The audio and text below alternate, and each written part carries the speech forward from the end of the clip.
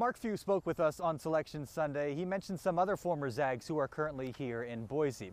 There are 3 guys who played in the early 90s before the program made a single big dance. Evan Klosky caught up with the former teammates turned close friends who have enjoyed watching their school become a college hoops power.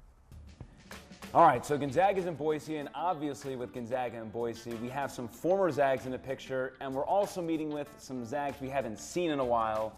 Sitting with me right now, Jarrod Davis, Jamie Dudley, Geoff Goss. And first off, I think the first question is, tell us a little bit about yourselves. It's been a while since we've seen you.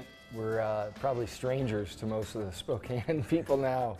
Hair's a little grayer, belly's a little bigger. It's been great watching these guys and having these 2 and their families in Boise now. It's been really fun. Go back a little bit to the playing days. Your teams back then had a little bit of success there towards the end of your guys' careers. Yeah, I think you're selling us short, Evan. Just kidding. My senior year actually was the first year Gonzaga won 20 games. And then Geoff, his senior year, went to the NIT first postseason tournament. So, you know, Mark was with us from the beginning. Actually, Geoff and I were red shirts. Mark was our red shirt coach.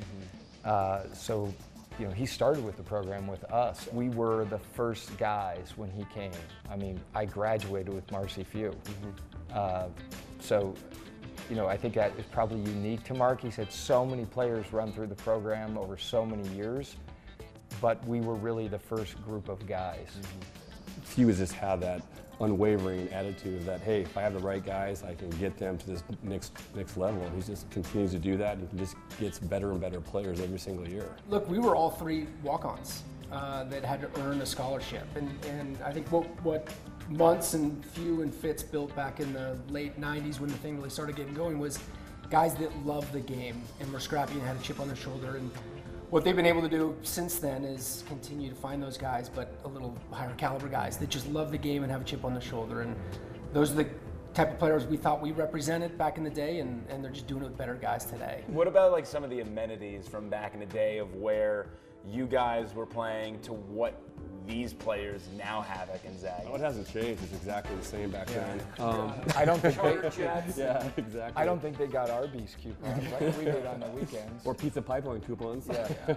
I mean, we took the bus to Portland back in the day when we were playing. There was no charter jet, and Goss is right. Like when we had a good practice, Fitz would give us Arby's coupons that were worth $5, and we thought that was pretty cool back in the day. So it's come a long way. I mean, I think it's hilarious now. When we played, you know, you tell people, oh, you know, who you play for, and they're like, oh, Gonzaga.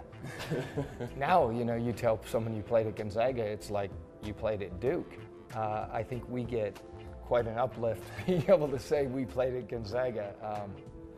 Maybe people don't realize it was so long ago. And what's it like just having the team in Boise and having them in your own backyard? I mean, we all, like, as soon as it got announced, we're texting each other. And like last night we were watching the game, or yesterday morning watching the game, thinking, you know, when they're down 2 with a minute and a half left, like, we've got this whole weekend planned around the Zags. And if it doesn't go on, it would have been disappointing. So we're thrilled. And it's great having everyone together and having a chance to reconnect with folks we know from Spokane. They got to watch the win over UNC Greensboro inside Taco Bell Arena yesterday, of course, hoping for a win over Ohio State, which would give the Zags a 4th straight visit to the Sweet 16, something the program has never done. Send it back to you guys in the studio.